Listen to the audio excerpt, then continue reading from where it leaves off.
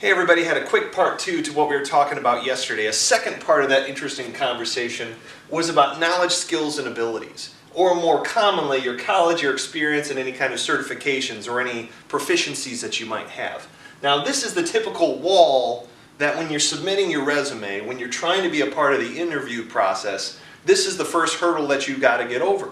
But the interesting thing is, if you don't have the exact degree that's being looked for, if you have 4 years of experience instead of 5, if you are aware of a certain program but haven't had any certifications in Microsoft Office per se, will you get over that hurdle? Many times the answer is no, because especially for some of these more sought after jobs, you have to apply online, and anytime you're dealing with a drop box, you're likely dealing with a logic system as well. That if you don't hit all these numbers or a certain percentage of all these different credentials, you do not get advanced to the next level for consideration.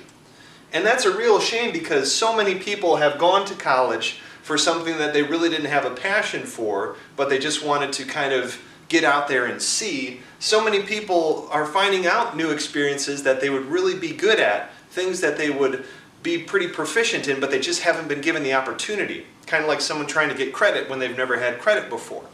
And with certifications as well, there's so many different nuance and so many different variables that if you're good at one program, you might catch on well with another, but just since no one's really watched you do it, that potential might be there, but these systems don't have a way of doing that. But what's interesting is if we can successfully add to the equation the motivators, terrible handwriting of course, then the conversation becomes interesting, because of all the things that might get you over the hurdle, none of these things get you through to the actual hiring level. These are kind of the pass gates to get you in the door, so we're out of litigation land and people aren't afraid of discrimination lawsuits per se. But when you talk to HR professionals, the motivators, the desire of the person, the perceived desire of the person to actually enjoy that kind of work is what keeps them advancing through the interview process. The fact that they would like to show up on a daily basis, and there's a good chance that the people would like them to show up, gets you to the next level. So why is it that the things that get us in the door aren't the things that actually, or maybe the things that get our foot in the door don't actually open the door of opportunity for us? Usually it's the motivators.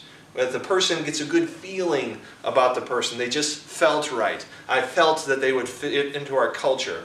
Usually it's those intangibles, not even necessarily soft skills. Anyone can learn to be polite, to show up on time, to project confidence. That's a whole different thing. That's not why people hire people.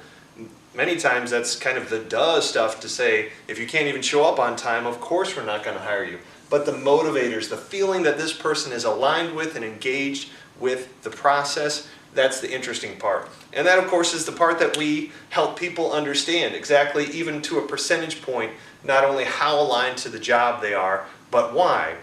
With some of those factors, how long will they be likely to last? We've been able to predict almost to the month that people really start to spike their disengagement down to where you really don't want it. But if you're interested, we'll have the link below in the description to learn more.